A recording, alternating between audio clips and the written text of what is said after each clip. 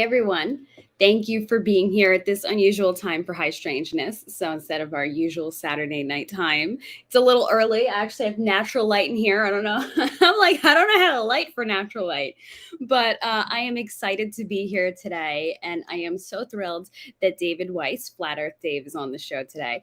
Because for those of you that follow High Strangeness on Saturday nights, for the past 2 weeks, I've kind of been jumping into and exploring flat earth theory and the idea that the earth is stationary and to tell you the truth, I am a person who believes that space is real and that earth is a globe, and I still believe in that, even though I've done research and looked into all the evidence otherwise. But here's the thing, I'm open to learning. If I find something that, convinces me of the opposite, I'm not going to be resistant. I am open to learning. I want to talk about it. And in my live chats, I've seen many of you guys saying, oh, you need to have Dave Weiss on here. You need to have him. So I reached out to him and he was cool enough to come on. So I am so excited. And I'm going to introduce him in a moment, but I just want to see who's in the live chat. So we have a live chat is pretty hopping this morning. Bearded Saint, Mango Junkie, Mr. Okel, Albrecht Cloudwatch, Mad Mike Bradley. So I see some new names in here. So thank you to anybody who's new. I hope you come back. Jess Palmer.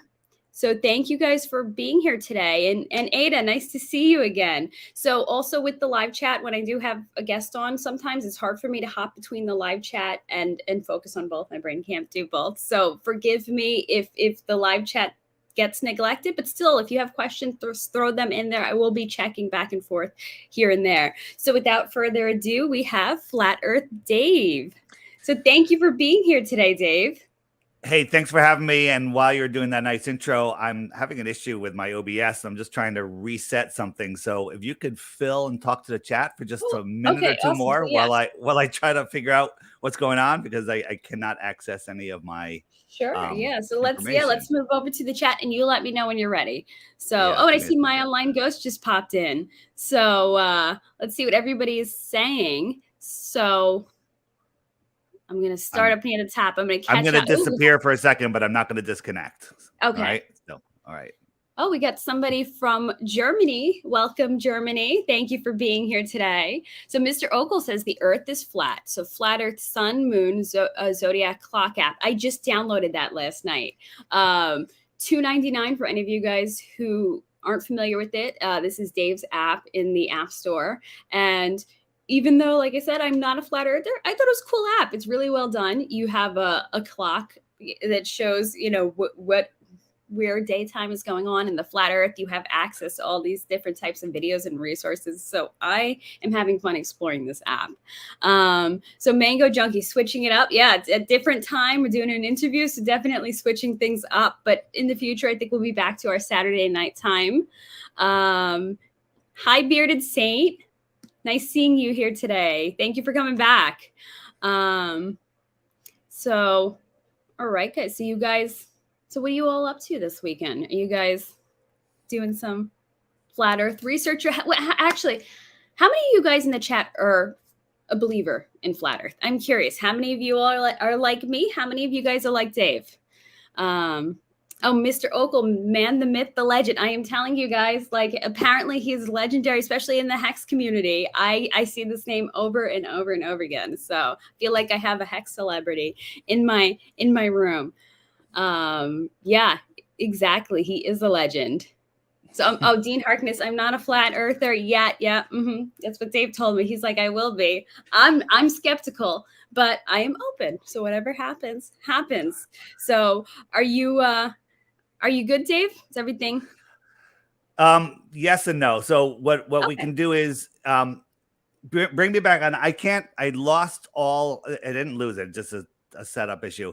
But the only thing I can bring up right now is the app. So I'm just going to bring up all my visuals on the app the best I can. But I think we'll be okay. It's just going to be a little different. Okay, cool. No, I wanted to make sure I wasn't keeping you waiting. Okay, are we we're widescreen, right? We're not cut in half, right? No, we're widescreen. I prefer the widescreen. Does that work for you? Yeah, perfect. Okay. And I see a few responses in here. So hidden in plain sight is a globe skeptic. Okay. And KP says that stuff is flat. Josh J, once you start, it never stops. I'm really learning that this is just a constant rabbit hole, one rabbit hole after the next, which is fun. Mr. Okel says, flat earthers party hard. Okay, this is new to me. This is my introduction to the community, and I'm realizing that you guys are an intense lot, so I'm sure you party intensely too. And CL Day says that they love your app, Dave. And I love it too. I like I said, even though I'm a skeptic, I get such a kick out of everything that you have on there. It's really awesome. And Ada says that she is curious about the topic. So like me, she's kind of searching and seeing what's going on with it. So all right, I think I'm in business. You're in business? Alrighty. I think I'm back in business. So I listened to your stream from last week where you were going over lots of stuff. You are on your way to seeing the reality of our world, and it's great that you have an open mind, but don't let your brain fall out with such an open mind. And I don't want anybody here that thinks flat Earth is stupid just to believe me. I want you to do the research yourself. I'm going to point towards lots of doors that you never knew were there, and then you can kind of figure it out yourself from there. Awesome. That makes sense? Yeah, no, and I am game for that. But before we get into it, like I'm curious to know, because I had seen in because I've watched some of your interviews that you weren't always a flat earther, that you came to it kind of over time. But like what was your tipping point? My tipping point was when I was forced to look into it, when I was told when I was just so tired of hearing it. I banned people from our social media. I was forced to look into it, and I went into it with not an open mind like you are today, but I went into it like I'm just going to prove the globe and disprove flat Earth. And that's how you become a flat earther, because globers say the same thing. Flat Earth is stupid because their idea of what a flat Earth is absolutely insane.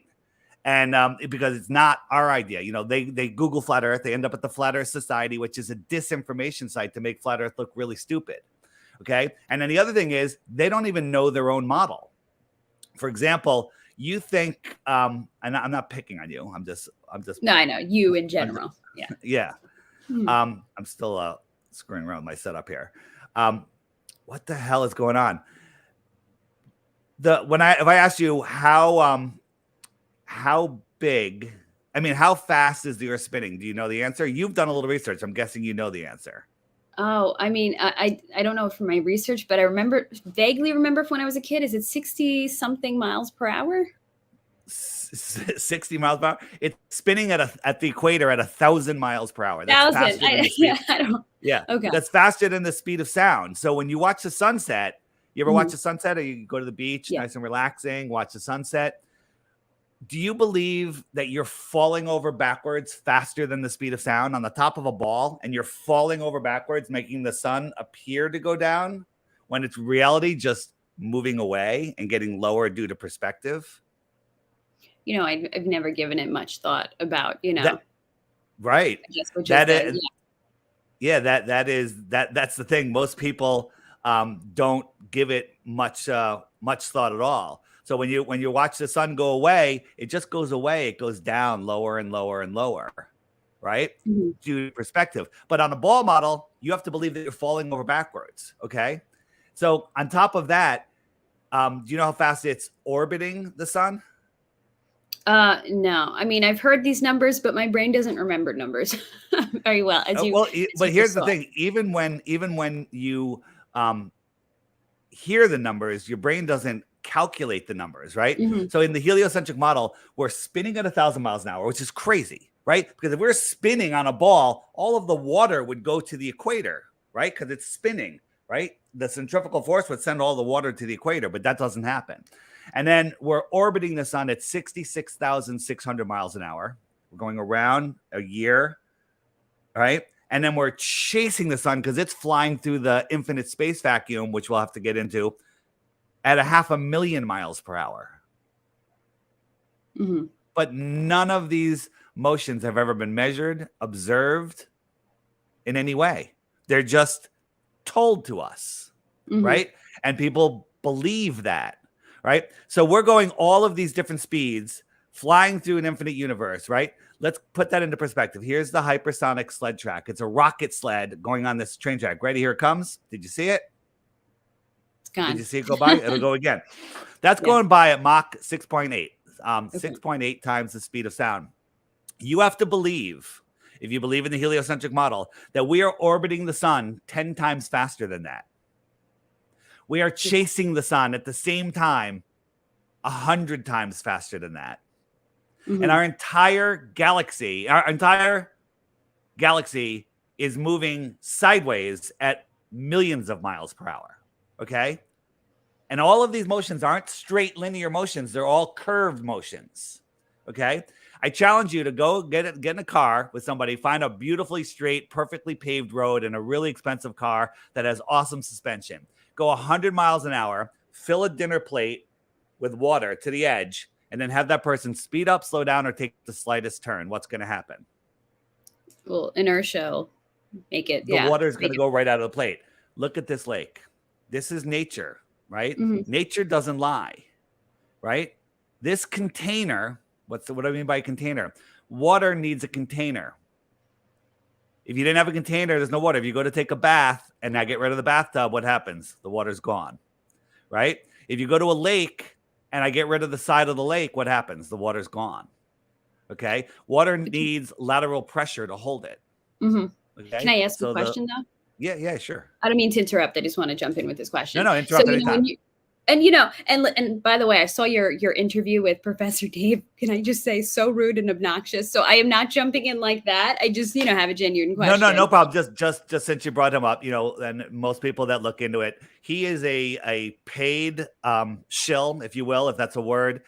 He has 2 million fake subs. None of them showed up at the live chat, and he is not a professor. He now is doing damage control, saying that he hires professors to answer the stuff for him, and he just repeats it on his popular YouTube channel. Total nonsense. In the app, when we're done today in the app, hit the web button and then go to the debunking the debunkers and watch the first few videos, which are all about not Professor Dave.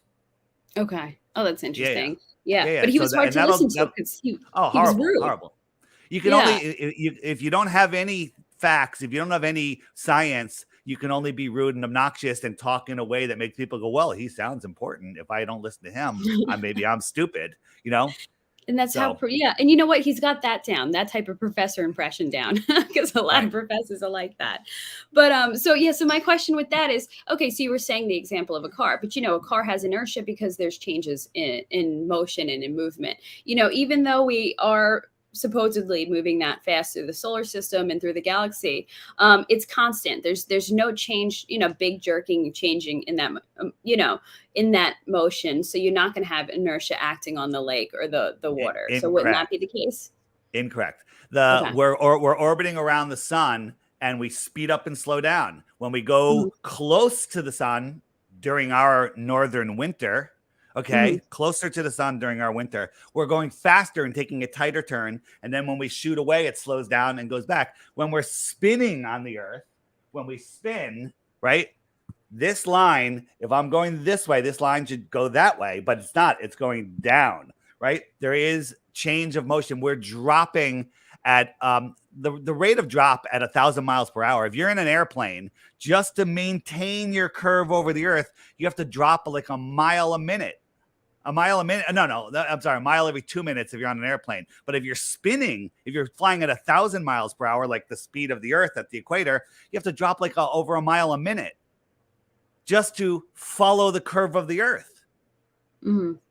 That's pretty darn fast drop. Don't you think you'd notice falling at a mile a minute? And changing in your trajectory is acceleration, even though you're going the same speed, right? Just a slight change in your trajectory is defined as acceleration. Okay. Gotcha. Right. Thank you for explaining that. No problem. So let's just start. There's so many different ways to go. Where do you want to start? Like, what is the number one reason that you believe that we live on a globe, and then we could address that. But just first understand the difference between belief and knowing. Okay, where do I live? Where do you live? You live in Connecticut. That's what you told me. Okay. Right. Okay. Is that a belief or do you know it? It's a belief because I've never visited you in Connecticut. Right. Is it easy? What's easier, to have a belief or to take the time and the effort to research where I live? Check out Facebook, find my friends, see that they're all in Connecticut. Oh, I found his high school yearbook, and he lives in Connecticut. What's easier, belief or knowing? Oh, totally. Just believing it. Mm-hmm. Belief is easy. All you have to do is listen and go, okay, and then it's time to do whatever you want to do. Take a nap, smoke a joint, we'll go watch a movie. It's over. So people are generally looking for the laziest way to get something done. And you and I look at each other. You seem believable. You say you live not too far from me. I believe you. Do I know it? Mm-hmm. I believe it. I'm not going to research it. I'd rather just go with that belief. But people believe they live on a ball. But when you ask them, can you give me one reason? They can't.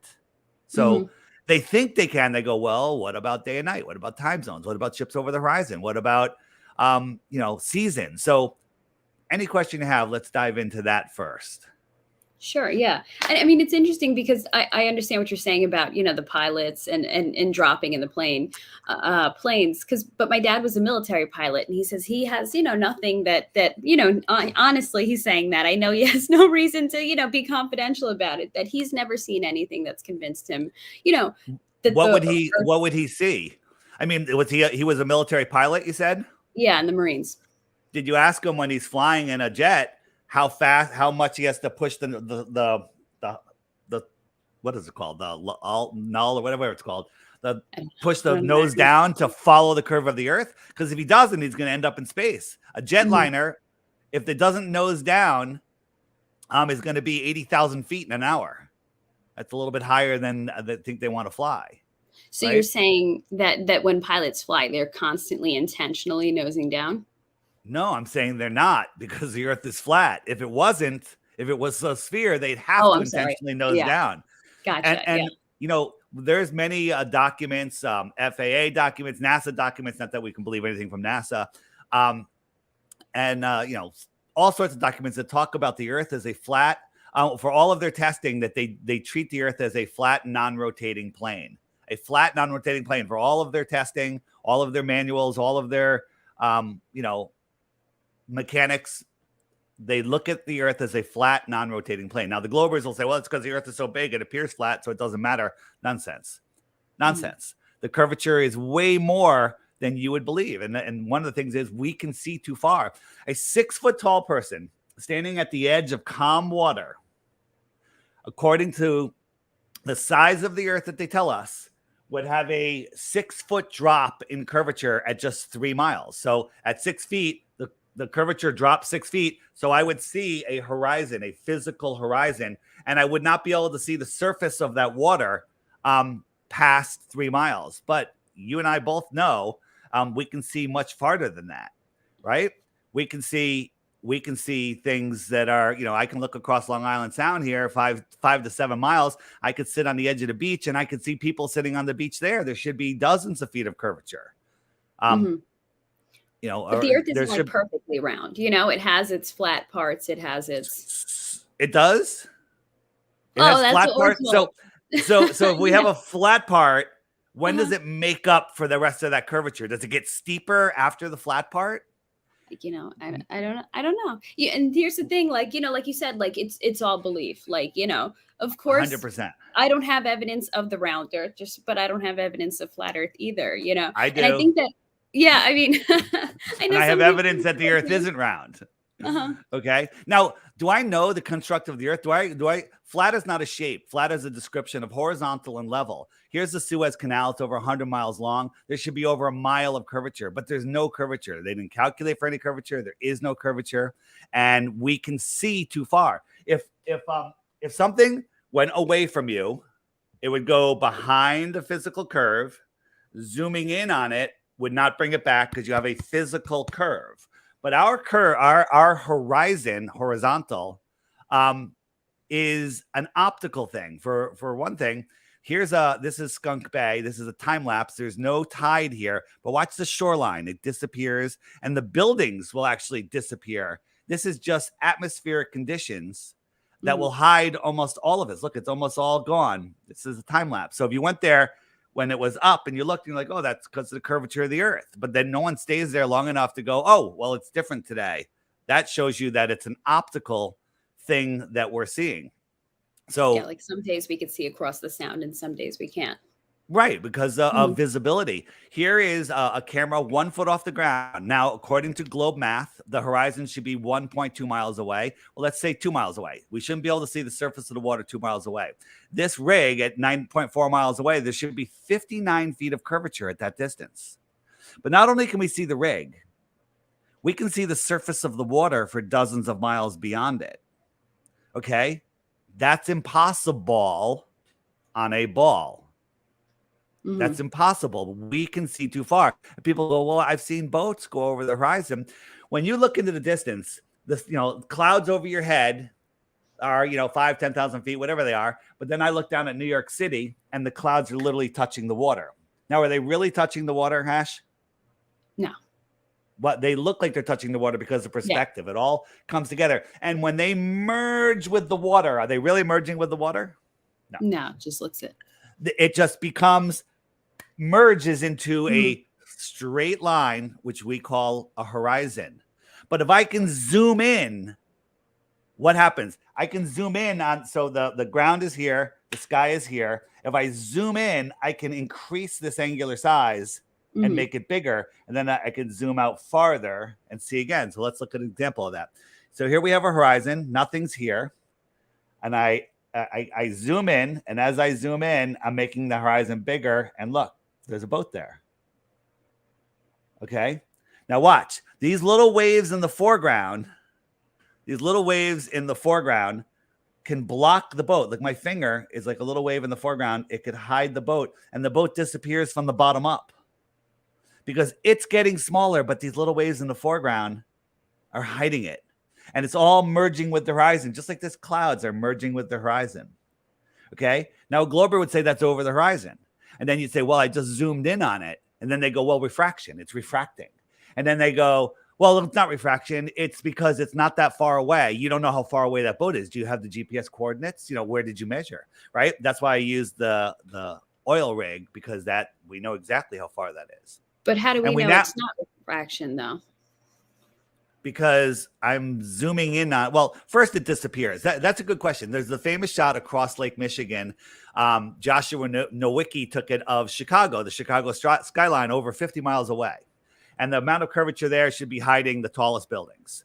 Okay, but we can see the whole thing. So that on the news, the guy goes, it's a mirage. He goes, it's because of refraction and this and that. So if it was refracting, there's a mirage. Well, you shouldn't be able to. We had a couple of our guys, they got on a boat. Clear day, there it is. They zoomed in on the camera, and then they took off and they went 50 miles across the lake, and it never disappeared. If it was a mirage, refraction, it would disappear at some point. And as I showed you with Skunk Bay, the different weather conditions change it all the time. Well, someone else did a time lapse over 24 hours of Chicago, and none of the buildings got taller, smaller, none of them. They just stayed there with all different conditions, different temperatures, different lighting, different humidity. 24 hours. It never moved. It never moved. Right? Okay. You with me? Yes, I'm with you. I'm taking this all in. Yeah. So look at this example here. I have a matchbox on this table, and as I zoom in, oh, there it is. You can see it right there. But it's merged into the horizon. And as I zoom out, you can't even see it because it disappears. But it's there.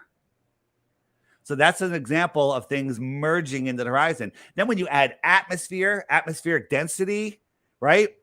Atmospheric density makes it so you can't see that far. Like if you were in a swimming pool, beautifully clear water, and the swimming pool was 100 yards long. I'm at one end and you're at the other end. We go underwater. Could you see me? I mean, maybe not. Probably not. The water just becomes too opaque. So do you see me right now, or do you see the light that's bouncing off of me? I see the light bouncing off you. Of course, if I turned off all the lights and it was pitch black in here, you wouldn't see me. So the light that's bouncing off of me is not as bright as the light that is actually lighting me. Okay. So when we look into the distance, we don't see, if all the lights are off at night and there's no moon and no sun, you don't see anything, even though the things are still there. So here's a spot in Illusion, France. We're looking at 175 miles away. Mount Canigou should be out here, but it's not, because at this distance from that altitude, using globe math, the top of Mount Canigou should be over half a mile below the curve, below the Earth's horizon. So you believe this is the horizon. The light that's bouncing off Mount Canigou is not strong enough to push through all of the thickest atmosphere. When you're looking across the Earth plane, the atmosphere is the thickest. Rather than looking up, it's thinner. Okay. But twice a year, the sun migrates between the two tropics, and twice a year, it lines up with that viewing spot at Mount Canigou. And as it does, the sun moves away. All of a sudden, the sun, the brighter light that can push through, starts backlighting this mountain. And all of a sudden, you can see at the very top of the mountain here should be it should be over half a mile below the curve. I think it's about a mile, but I'm not sure. But I round down. I always give the globe the advantage because flat Earth doesn't need it. There's so much extra room. It's unbelievable. Here's Mount Canigou. You have to believe that the sun and the mountain are already well below the curvature, and they're refracting up, stopping magically at eye level and not moving. That's what you have to believe. That's a leap of faith farther than I'm willing to take. I mean, it's interesting because, like, while I'm still kind of struggling to not be skeptical still over it, and I appreciate the evidence you're giving me, I do feel like that a lot of things don't add up. I totally agree with you, on that point. Like, we're not being told something. Things don't make sense. Like, I'm totally with you on that. I sometimes just wonder, maybe it's for a different reason that things aren't adding up and things aren't making sense. But not to change the subject entirely to something slightly different, but I just want to touch on this a moment. Why would it matter, the fact that whether we live on a globe or flat Earth, like, past the point, does it make a difference? And I know you believe it does, but I was wondering why. So that's my favorite question. But giving you a gory example, if you walked into a room and there was 10 dead bodies on the floor, brutally murdered, sorry for this is the best example I can come up with, and you walk in there, do you go, well, what's the motive? Why would anybody do this? You'd want to look at the evidence first. So let's look at a little more evidence, and then let's hit the why, because the why, to me, is the best evidence. Okay, but we'll get into that in a short while. Is that okay? Sure. Yes. Yeah, that's fine. All right. So let's use some math, easy math, and let's use our brains and not the God-given common sense that we have, and talk about distances. Right. So in the globe model, the Earth is tiny next to the sun. Right. If the sun was a yoga ball, right, one of those big yoga balls. Yes. How big would the Earth be? Oh, the Earth would be like a BB or a marble. Small, yeah, a marble. Yeah, okay. A marble. Actually, a small marble. Okay. And so imagine if it's 12 noon, which means the sun is directly above you, and I move the sun just a mile above you. Would the sun fill your entire sky? Yeah. Of course. Right. And now I move it 93 million miles away. It's now the size that we see it, the size of like a nickel held at arm's length. Right. So that's 93 million miles. That's where they tell us it is. They tell us that, but they don't tell us how they figured that out. And they keep changing that. If I doubled that distance, how much smaller would it get? Remember, it went from the entire sky, horizon to horizon, to the size of a coin at arm's length. How much smaller would it get? Oh, gosh. So right? if you doubled it, yeah, a lot. It would get a lot smaller. How about this? If I doubled it again, so now it's 4 times farther. Do you think you could see it? No. Its angular size is getting smaller and smaller. That's a light half hour. Okay, if I doubled it again, now it's 8 times farther. That's a light hour. 1 light hour. You know what a light hour is? The distance light travels in an hour, theoretically. No. Okay. So at a light hour away, you and I agree it's scientifically provable that the angular size of the sun is too small for your eye to see. Well, can we move the sun 8 times farther? No, we can't. So how are we going to prove this? Well, NASA tells us Polaris, our North Star, which we can see with our naked eye, is 48 times bigger than our sun. So an equivalent distance where we could not see Polaris would be 48 times farther. So 48 times 1 hour is 2 light days. At 2 light days away, Polaris is scientifically provably not visible to the human eye. Would you agree with that? Yes. Do you know how far they tell us Polaris is? 400. 433 light years away. Okay, 433 light years away. Now, there's also another problem that goes with that. We can't see it. Its angular size is wrong. But as a light source gets farther and farther away, its brightness diminishes exponentially. Every time you double the distance to a light, it's a quarter of the brightness. A simple experiment you can do is get a small little box, put a LED light in there, and then measure the brightness of the wall with the light meter. And then put it in a box, maybe foot wide, 2 feet wide. And then measure the lightness on the wall, and it's exponentially less. And then go in a dark room and hold that light in the middle of the room and measure the light on the wall. You might not even get a measurement because it's so weak. Because when light expands, it's taking the same light and it's stretching it. Like when you blow up a balloon, it's stretching the rubber and rubber. If I blew up a balloon to a mile wide, would there be any rubber left? No. And it's the same thing with light.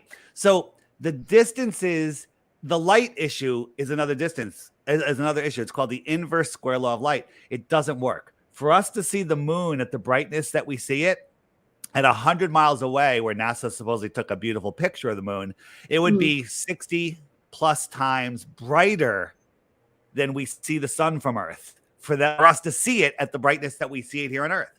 Because when you get to the moon, it should be so bright in order for us to see it the brightness that we see it. Does any of this make any sense? It does, but I want to jump back to the star thing for a moment. Sure. But but when we talk about stars in our galaxy, we're talking about some massive sizes. I mean, the sun is tiny compared to those stars, and a lot of these, with way huge, huger, not that huge is a word, brightnesses. I mean, could that account for seeing these stars, from far away? The fact that we're looking at stars that are so much bigger and so much brighter than our own sun.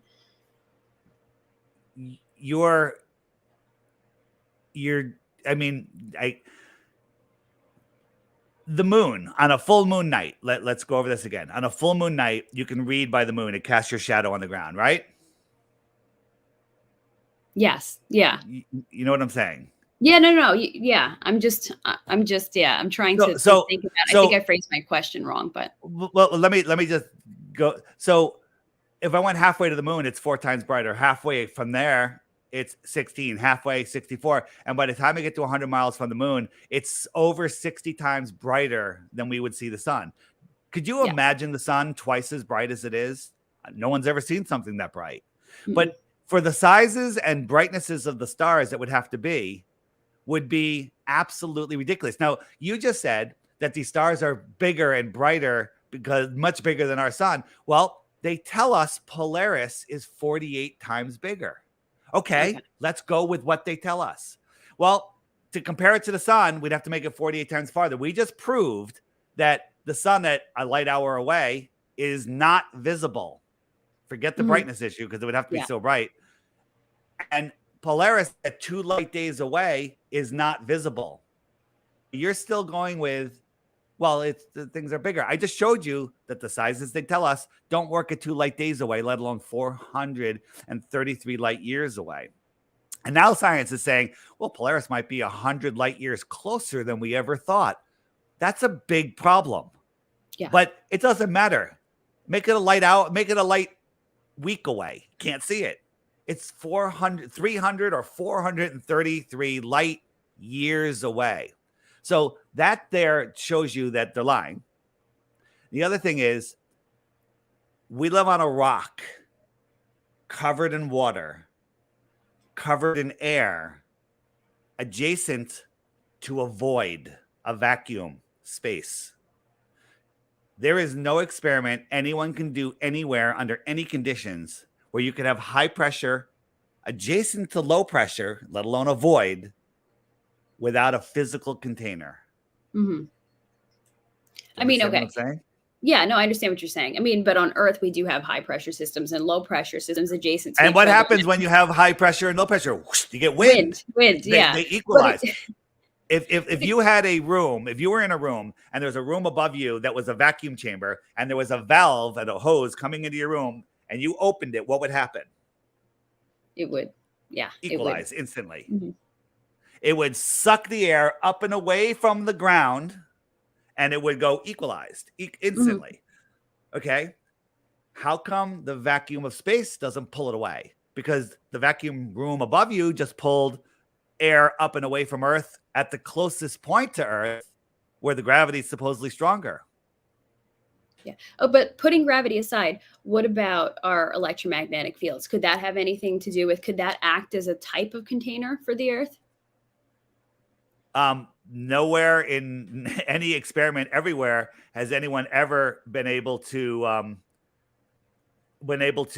show us that that can happen. But the only forces here on Earth, the only real forces are electromagnetism, electricity and magnetism. Those are the only forces. Now, there is a thing called the electrostatic force. And that is a testable, measurable, scientifically provable thing. So our world is set up like this, where this is how I see it. The sun and the moon are the cathode and the anode. The salt water carries the current and the land is a salt bridge. It's a giant battery, okay? The Earth doesn't move.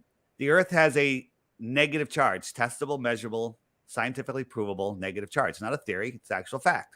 And the air, the sky, is a positive charge. So when you lift something up off the ground, it's now surrounded by that positive charge. So negative and positive attract. And it says, hey, down is this way. Well, that's a weak force, but guess what's a weaker force? The theory of gravity, which they have to make up dark matter, 90+% of it to make it work. No one's ever seen it, but like, hey, our theory is not working. Oh, let's make up some dark matter and dark energy crap to make our theory work. That's not science. Science is you got a theory, it doesn't work, throw it out. Don't make up crap to make it work.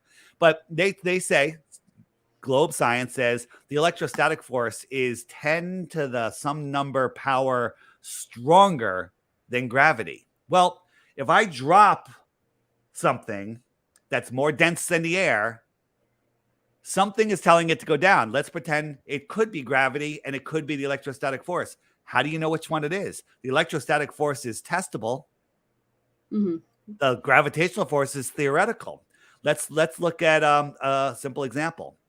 Here's a tinfoil triangle. We put a negative charge into it. It goes up. It repels itself from the Earth. And because we're constantly putting a negative charge into it. Okay. So let's look at where is it? My I guess it's here. Is this it? So that's not the right one. Where did it go? Upside down. Maybe this. While you're looking for it, I do understand that. Oh, sorry, go ahead.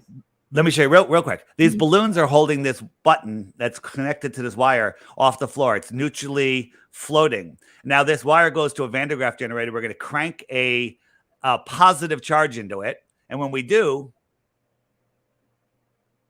it goes down. Did we make it heavier? Or did we just change the positive charge? Discharge it, goes back up. I just proved right there that what's making it go up and down is the electrostatic force, not gravity. Gravity is a theory. Electrostatics are a provable science, right? The MIT just created an airplane that has no moving parts. It runs on what they call the ionic wind. So when you say, is it our magnetism? That has to do with it, but that's not holding the air in. I believe that the Earth is contained. We're in a Okay, because I mean, container. because everything has a charge, even atmosphere has a charge, the gases in the atmosphere. So that was my thought, because I'm on the Yeah. same page as you of like, we don't know what gravity is. It's never been completely proven. Even scientists, if you ask them, they can't exactly tell you what gravity is. So, my thought is, because gravity is still, iffy, why couldn't our container be there, our electromagnetic charge holding it in? I mean, well, at least it's more of a possibility than gravity.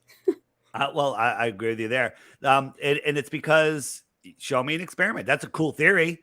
Mhm. That's a cool theory. Now show me an experiment that electromagnetism can hold high pressure. There's nothing that even comes close to it. Here's another problem with gravity. You got the sun holding onto the earth, but the earth is holding onto the moon, right? So Mhm. let's simulate that. We'll get a computer and we say, okay, we'll put a sun, this much gravity, a planet, and put it in orbit, and it'll predict what it's going to do forever. And no problem. Then you add one more body, a third body. And when you add a third body to it, it goes into chaos mode and nobody knows what it's going to do next. No computer can figure out what's going to happen next. It goes into random orbits. So we have all these planets, all of these moons, all of these galaxies, solar systems, all flying around in some sort of perfect order. Okay. We had planetary alignments this year. Shouldn't something have tugged on something? How could it repeat? Like the eclipses happen in cycles, and every 18 years, that cycle repeats itself like a clock. Does that sound like a random beehive gravitational world? No, no, it doesn't. This But is our solar system with 3 bodies in it. Now put, Mhm. all the planets and all the moons.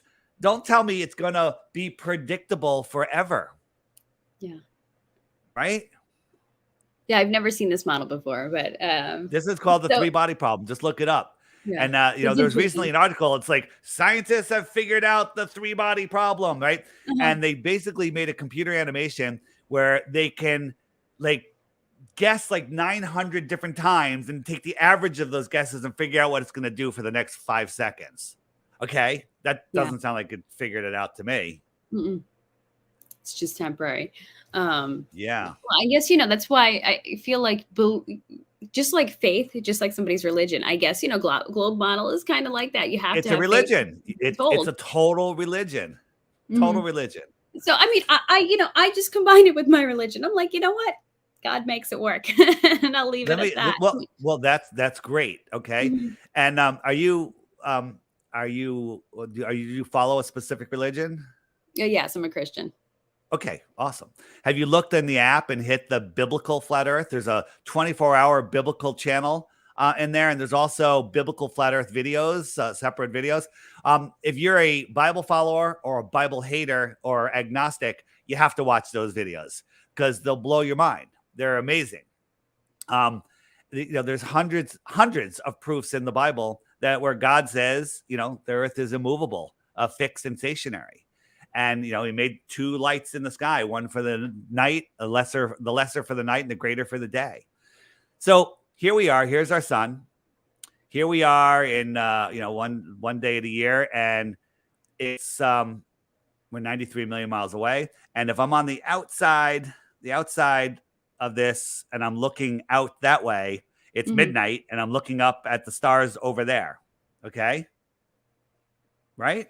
I'm Yes, looking yeah. at the No, I'm just stars. trying So to see what. somebody's Yeah, somebody's standing on the side of this ball, feet to yeah. the middle of the ball, is Mhm. looking up. Up is that way, and it's Mhm. midnight, and they're looking at stars over there.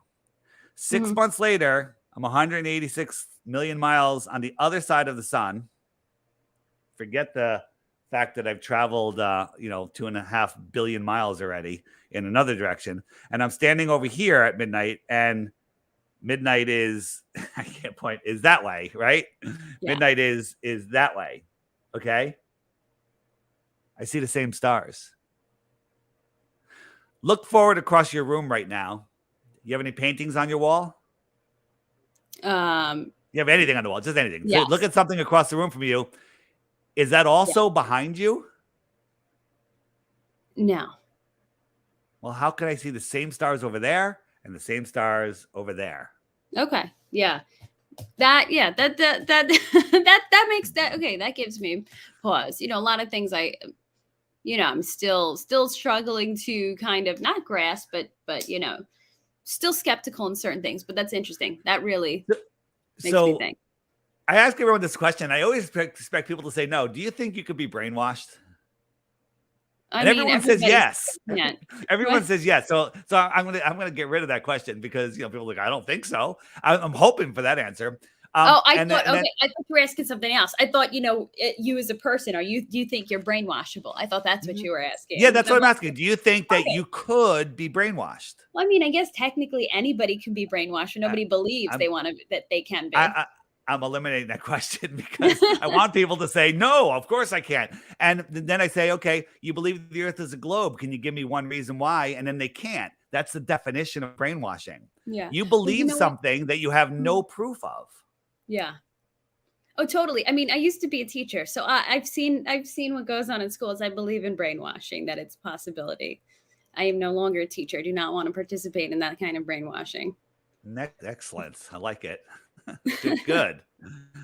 I Um, used to be a biology teacher, so I used to be in the sciences too. So I am, well, that's biology. Biology is a real science. yeah. Um, all right, so go ahead. Next question. You want to talk about Sure, seasons? You yeah. like seasons? Well, here's another question that I'm kind of struggling to understand. What about a lunar eclipse? So I understand the concept of a solar eclipse, the moon blocking out the sun during the daytime, but how does a lunar eclipse happen, on a flat Earth? Well, they tell us that the Earth is casting a shadow on the moon, and only a sphere could cast a curved shadow no matter what angle it's coming in from. Cool. But did you know that if you cast a shadow from a sphere onto another sphere, it actually becomes a straight line? Try it. Get an orange and an apple or a ball and whatever, and get a single source light and cast a shadow onto another sphere. It comes out as a straight line. Cast it onto a wall, it'll be curved. Okay. Um, so here it is right here. So this is the shadow of a ball going onto another ball, and it actually creates a straight line. Hmm. All right.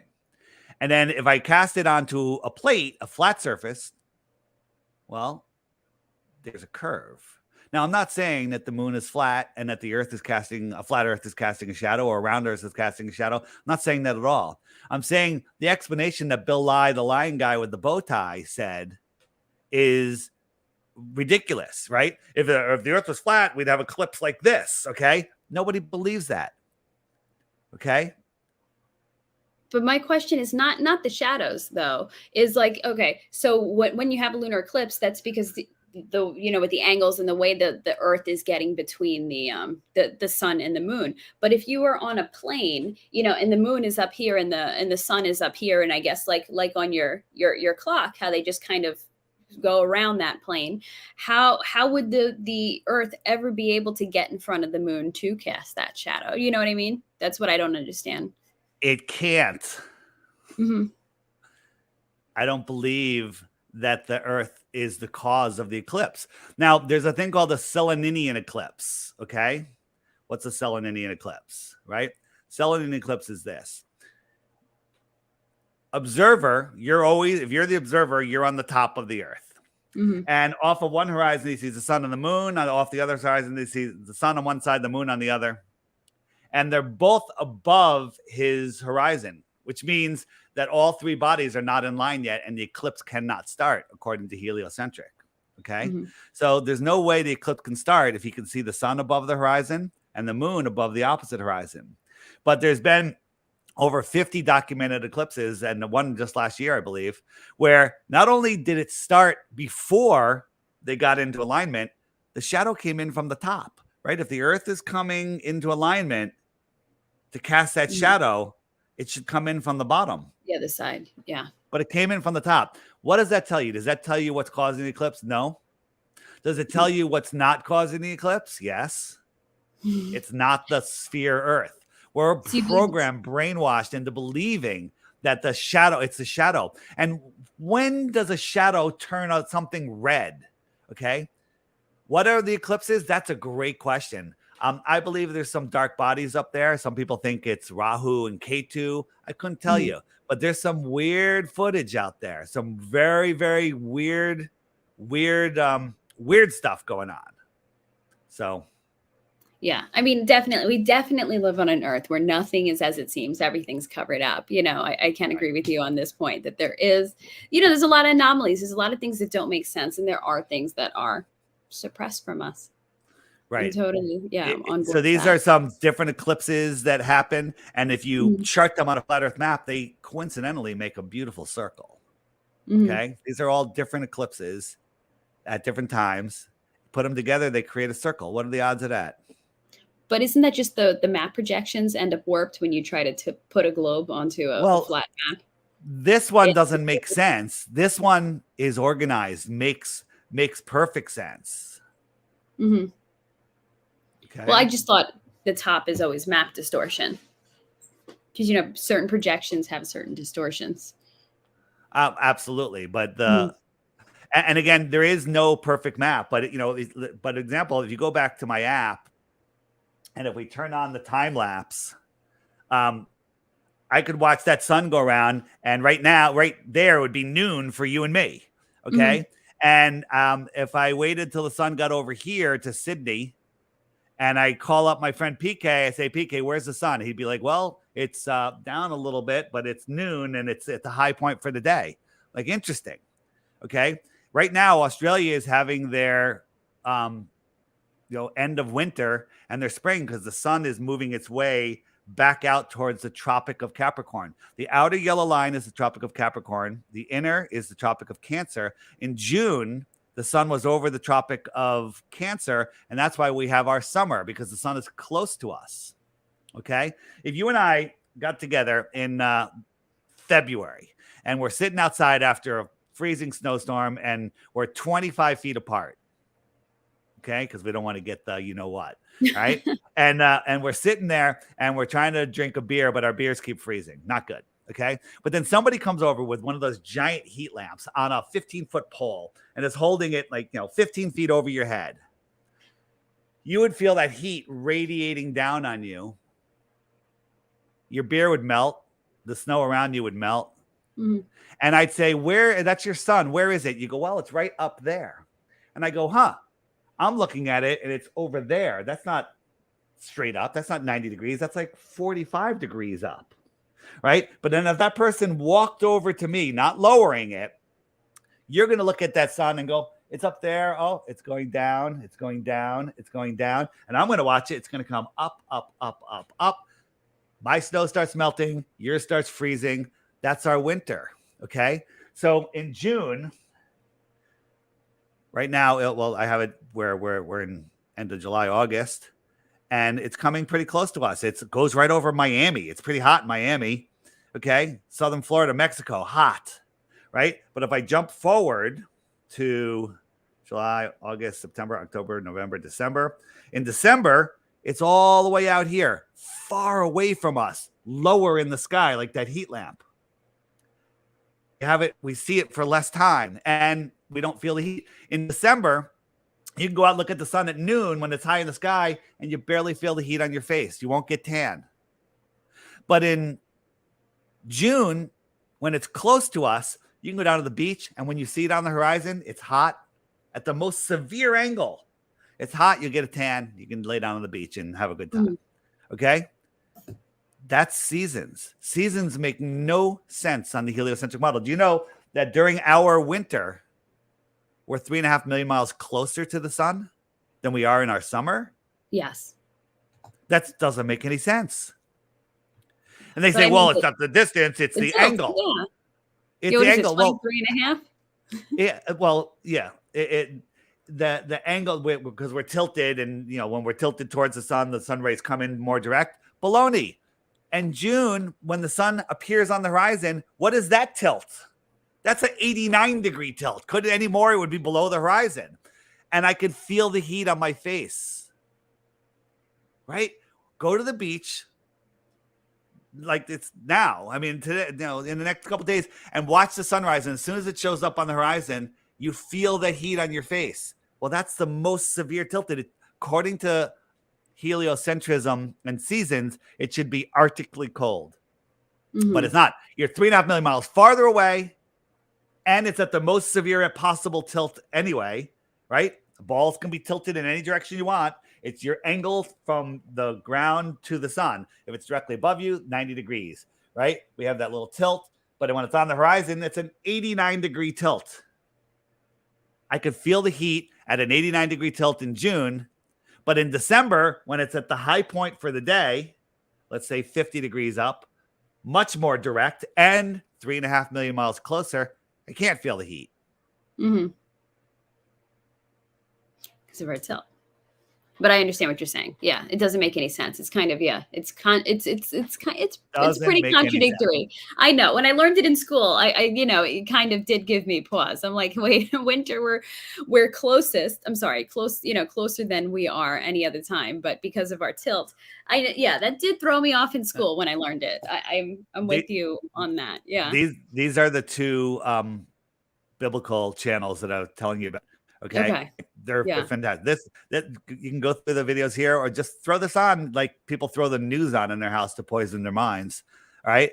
And this will just go 24/7. And then this one here, Glowbusters 24/7, all sorts of stuff, all sorts of the best clips of the best stuff 24/7. Just throw that on, turn off the news, turn off Netflix, turn off HBO, and throw this on and become a more aware person. Let's get into why the lie. Right? If you go into the frequently asked questions, why the lie is right here. All right. And there's great videos there, but we'll talk about it today. But there's great videos that present way better than I do. Yeah. No, I just want to address something. Sorry, I saw go ahead. In the live.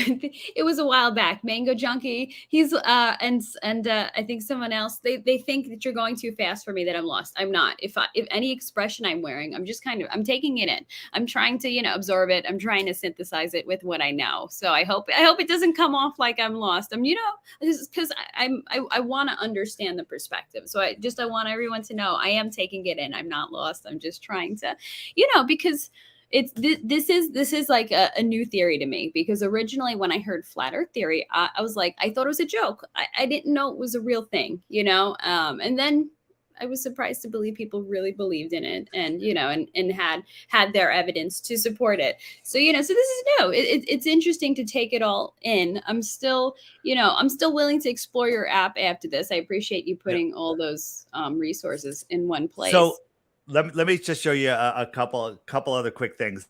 Just resources in the app. If you go to the web button, scroll down, full length movies, videos. These are anywhere from an hour to somewhere 45 minutes, hour 20, hour 30, an hour. If you can get through the first 5 and not be a full on globe denier, Earth is level, you didn't watch. You didn't. You actually should worry about your future because your brain isn't working. All right. But here's the thing. This is help. This makes you don't believe just a video, because like people, where do you get your information? YouTube has everything. It has hex haters and hex lovers on it. It has everything. Right. But these are really smart people that have done excellent work and have put it together to basically to make it a nice lazy solution for you, where you can sit back, popcorn, cup of tea, cup of coffee, a beer, whatever you want, and watch these videos, which are amazing. Like anytime one of these pops up, I have to watch the whole thing again because they're all awesome. The third one is a bunch of military people, right? You said was it your father that was in the military? Yes. Military whistleblowers showing you that their weapon systems, their sonar, right? A submarine can see another submarine at the bottom of the abyssal plain, over 100 miles away. There should be a mountain over a mile high between them. Okay, but they can see things. The guys that shoot the giant gun that goes over 100 miles, there should be a hump of water over a mile high. Okay, that they'd have to go over. Okay, nonsense, right? So that is a fantastic resource. Here's the thing: people believe they live on a globe, but they're unwilling to look at the evidence of a flat Earth, and they're unwilling to look at the evidence that proves the globe wrong, and they have a false belief in what flat Earth is, and they can't come up with a single reason why they believe the globe. That's brainwashing. Mm-hmm. Yeah. Okay. If you like books, there's also books, amazing books. Say that again about the books. If you like books, there's amazing books. These top ones here are for kids and adults, but they're great for kids. Okay. 16 Emergency Landings, another fantastic book. Just really, really great stuff. If you're a book reader, if you want to read books, I love having books. They're fantastic. So no, thank you. I appreciate it. No, because I do like books. I like a little of everything. I like to mix it up. So I will look into that. Like I said, I bought the app. I find it really well organized. Really, you did a wonderful job with that, and I appreciate that all the resources are in one place. And I had another question to throw at you. If you were at an hour, I don't know if you have any more time. Yeah. But what would it take, do you think? Like, let's say, Hex, Pulse, all of us Hexicans, like it went, it mooned. We were all filthy rich, and we wanted to put our money together for like an expedition. We wanted to be able to explore these things. What do you think it would take? Put aside the fact that the government will probably try to kill anybody in the process. But what would it take? What kind of experiments do you think it would take to prove this, or what kind of expeditions would it take to do that? Well, so you know about the Antarctic Treaty, right? So the Antarctic Treaty, all the countries in the world fighting over resources, fighting over everything, they agree on two things. Don't disturb the penguins or the ice. Nobody can go there. It's guarded all the way around. Right? Yeah. There's 7 different military bases on islands surrounding all around the Earth. Nobody can go there. And they also agree that everybody has to get this. What's going on there? Okay. Yeah. What is going on there? This is about controlling the herd, controlling the human population. So a simple experiment would be, 2 airplanes flying the opposite directions around Antarctica, 1,000 feet in the air, just keep the shoreline in view. And they should come around in 10 to 13,000 miles later, but that's not the way it works. The Earth is not set up like that. And the last person to try to go around it was Captain Cook, and he went over 60,000 miles. It took him 3.5 years. This is Antarctica. It's the shoreline that surrounds our pond. It holds our water in, okay? And it's not, this is over 60,000 miles, right? The equator is 24,000 miles. And as you go down towards Antarctica, it should get smaller, but it gets bigger. That's the problem. Airplane flights prove this. Have you looked at the airplane flights? No, I have not seen the airplane flights. So let's take 2 minutes here. I think you'll like this. So, where is it? Where is going on here?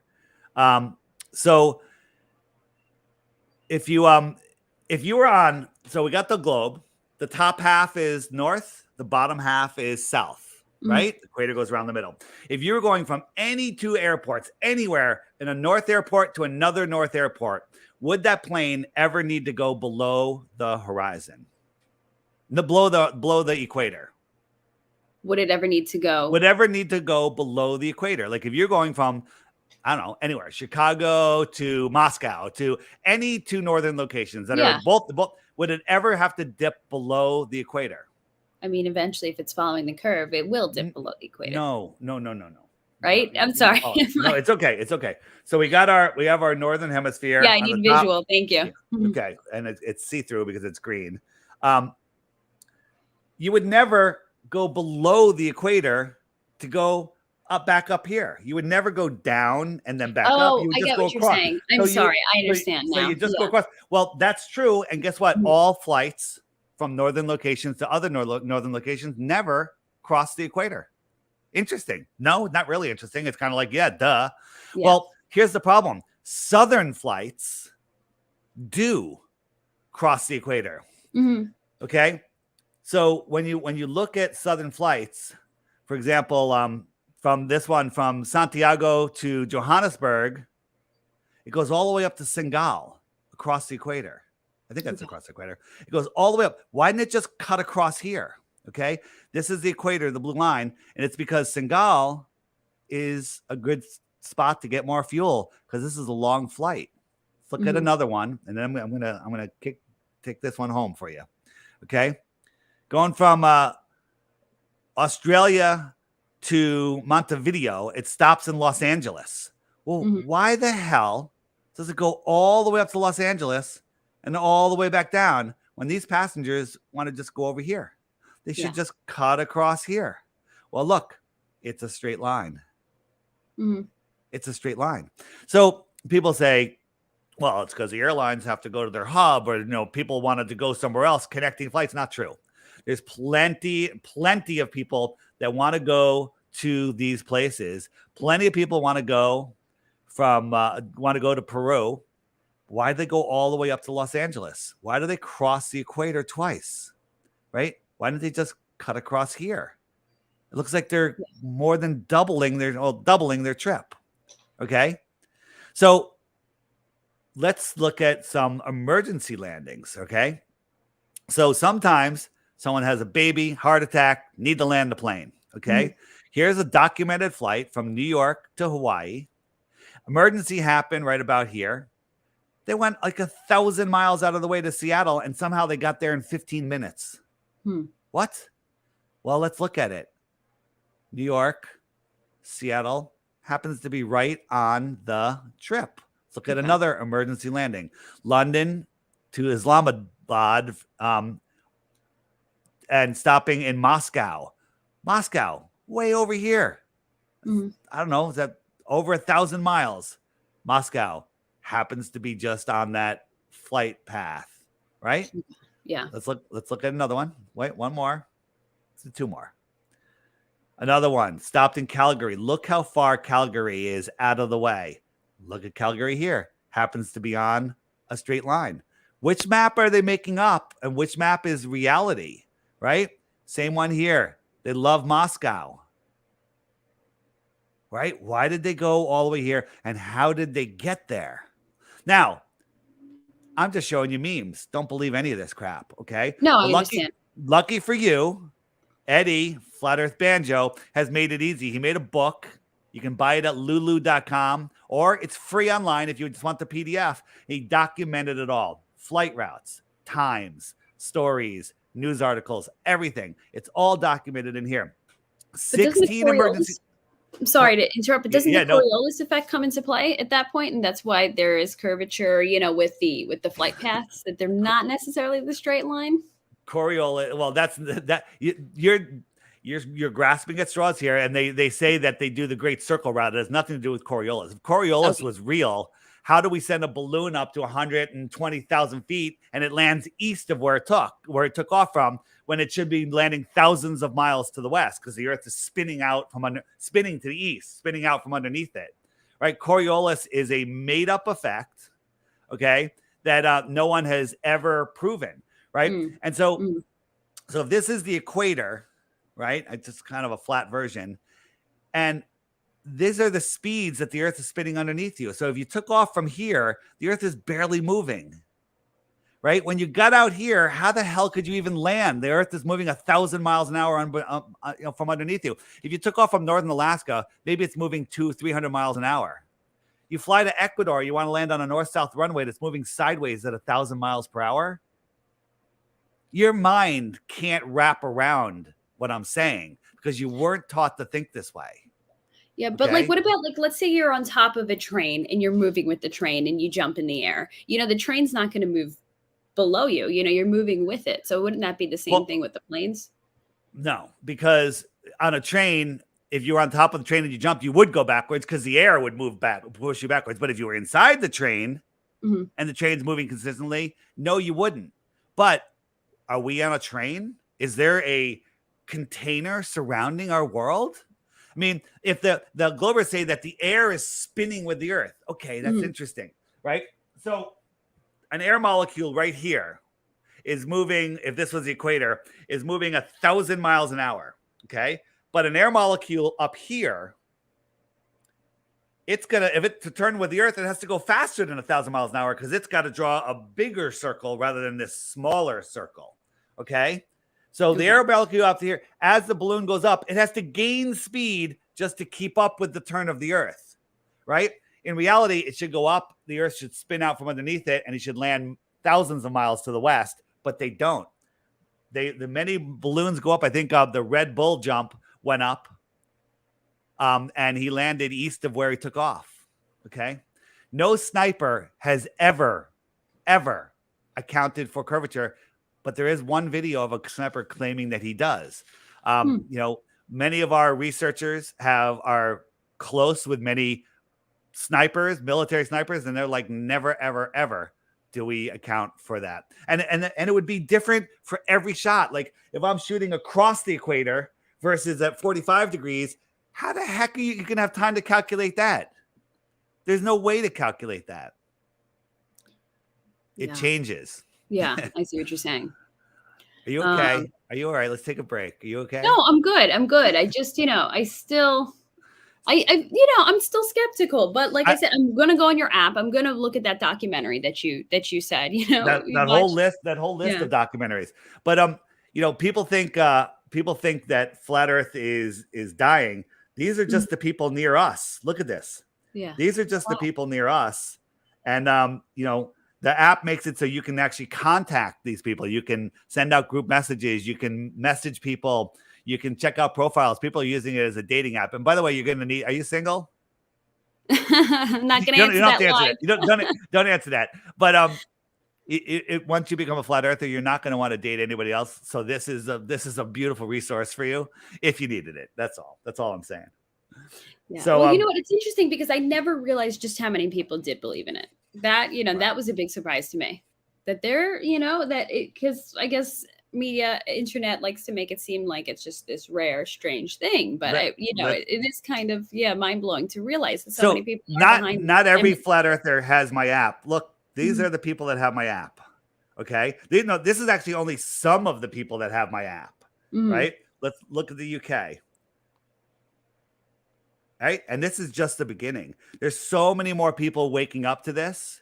And, the question you have to ask yourself is, can you go online and search for Bigfoot and the Loch Ness Monster and aliens? Sure, you can find all sorts of stuff. You put up a video today on aliens or any one of those topics, and somebody searches for that topic, they're going to find your video. They're going to find all the videos about it. But if you Google flat Earth, you're going to find nonsense, just like you did. You found my interview, my setup with Not a Professor Dave. And, it was supposed to be where I got to ask questions and he had to answer them. None of that happened. Right. So, and Google thinks that that's actually helping their cause, but it's not. That video is waking up so many people. So many people reach out to me and go, I don't believe I'm not a flat earther, but I saw your Professor Dave video. Why did he act like that? And then I send them that list that I just showed you, the full movies list. And then they get back to me. They're like, holy crap, this is real. What do I do now? And I'm just like, welcome. Yeah. So that is what comes. I mean, because I know that, when I'm just searching YouTube, that comes up pretty prominently. So even if someone's using a Google search, that's going to come up. You're going to get all nonsense. You search my name, garbage. You search flat Earth, garbage. You search the name of some of the channels. Like one of the top videos is ODD, A Stranger's Guide to Flat Earth, 21 Questions. Pretty specific. It's gotten millions and millions of views. Okay. And it won't come up. It won't come up. You'll get Professor Dave. You'll get all sorts of stuff. Why aren't they showing you that? Why are they hiding this information? Because honestly, anybody that watches that video, which is right here, right? The top video in this list, it's called A Stranger's Guide to Flat Earth, 21 Questions. Okay. And you watch that. What it basically is, it's the top 21 questions. And it answers them in 2 or 3 or 4 or 5 minutes each. And if you watch that, you'll be like, all right, I thought I knew the answers to these things, but wow, that's interesting. And then you start looking deeper. Okay. And that's what my frequently asked questions page is based on. We're adding more and more stuff all the time. But, once you like the eclipses videos, right? Watch these videos. These are videos that if you search them, these won't come up. And we show you what you're not seeing. We're showing you possibilities of what could be. Okay, yeah, because I did notice some of those videos were unlisted. Yeah, so you wouldn't find these outside Well, of no. Most of occasionally you'll find an some of them, unlisted, yeah. like the featured. No, none of these are unlisted. Okay, Oh, then I but must have clicked something else. no, Okay. you every day there's a new video that shows up, right? Like Mhm. right here, Peggy Hall. You know who Peggy Hall is? No, She's the healthy American. She just came out, flat and stationary, baby. really? Space is fake. Okay, and she destroys the James Webb in today's featured video. Anyone listening? FlatEarthDave.com. A link to the app is there. Be careful. I always tell people go here because there's also a knockoff by the Flat Earth Society people, by the Ron Media Group, they call themselves, that tried to steal my app and send you bad information because they don't want you to have my app because it bypasses Google information. So just remember, it's called the Flat Earth, Sun, Moon, and Zodiac Clock app. Long name. Nobody can remember it. But just go to flatearthdave.com, click the link there, Android or iOS. It's $3 and have a good time. There's a subscription for $11 a year if you want to be able to send messages to people and a couple other things, but you don't have to do that. Only if you want to. But $3, you get the app forever with all of the resources. Yeah, which is a good It's a deal, great deal. I'd say. Just Yeah, go read. yeah. If you're nervous, go read the reviews. Just go read the reviews. Highest rated app in the App Store. Yeah, and you know what? And I can tell you guys too. Like, yeah, $2.99. I figured it was worth it, and I do feel like it was worth the $3. Ton of resources in there. Right. So. This is your world, right? We got a moon Mhm. spinning around the Earth, spinning around the sun, flying through space. Just study this for a little bit. This is ridiculous. This is absolute insanity, right? And when you fully understand, none of it makes any sense. One thing I always like talking about, well, what, if this is the world and this is Antarctica, what's out here? What's out here in the outer space, right? And I say, well, what if the world was set up like this? We're here. This ring is Antarctica. It could be couple thousand miles wide, right? And then out here is extra land, extra territory, extra terra, extra territory. If somebody lived out here and came to visit us here, what would we consider them? An alien. No, an extraterrestrial, extra terra. Words have meaning from the outer space. Extraterrestrial. So here's the thing. Beyond Antarctica. Yeah. So and then it gets worse. I mean, you really want to go out there. What if we lived here? And there's extra terra here inside of our pond. And then there's other ponds, other worlds, right?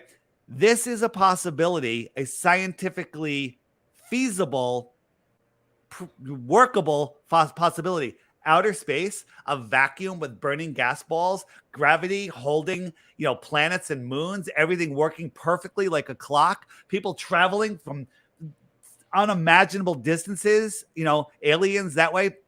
That's scientifically impossible. Think about this. The closest star is 25 trillion miles away, right? 25 trillion miles away. That's our closest neighbor. The other ones are magnitudes farther. That one happens to be really close, 25 trillion miles. Ash, how long is 1 trillion seconds? Oh gosh, if you guess within a week, I'll give you 1,000 hex. Oh gosh, me and numbers. So 1 trillion seconds. Yeah, 1 trillion seconds. Would that be like 5 years? I can't even. Oh, very close. 31,000 years. Okay. So think about this. 31,000 years. That's how big a trillion is. 1 trillion seconds. 1 trillion seconds. Let that sink in. 31,000 years. So if you were traveling at a mile per second for 1 trillion seconds, you've traveled 31,000 years and you've only gone 1/25th of the way there. A mile per second. That's fast. No one's ever gone that fast. Let's speed it up. 100,000 miles an hour. No one can even fathom that speed. It would take you 28,000 years to get to the closest star through fake space, which doesn't exist. Vacuum next to gassy planets, right? Isn't the closest star like 10 light years away, though? Isn't it a little closer? 4.5 light years. 4.5. Okay. And that's about 25 trillion miles. Gotcha. 10 is worse. 10 is worse. 10 would be, 70 light years. Okay. Yeah. That's crazy. So there's tons of resources in here. And just going through these images, right? And at the end, we have it's just loading because I just loaded a test version. We have all sorts of really mind-provoking memes, which will blow you away. People go, memes? I don't like memes. Well, you were brought up on this meme. Okay, this is a meme. Nobody knows what's below 7.5 miles. Never heard anyone No, call that a meme, but well, think about yeah. what's a meme. A meme is a depiction that has zero proof. You know, I mean, this is a non-scientific meme. The deepest hole ever dug is the Great Borehole in Russia. They went just short of 8 miles, and they couldn't get any deeper. And while they were digging, they were using ground-penetrating radar to see what they're going to hit next. And they're like, all right, no more rocks. They hit rocks. No more water. They hit water. They were wrong. So they were digging through. They were digging through an example would be an apple. Yeah. They drilled halfway through the skin of an apple, and they were wrong every step of the way. But somehow they know what the next 4,000 miles to the core is. That's a meme. It's a meme. Yes. That is a meme. A meme. Yeah. There's zero.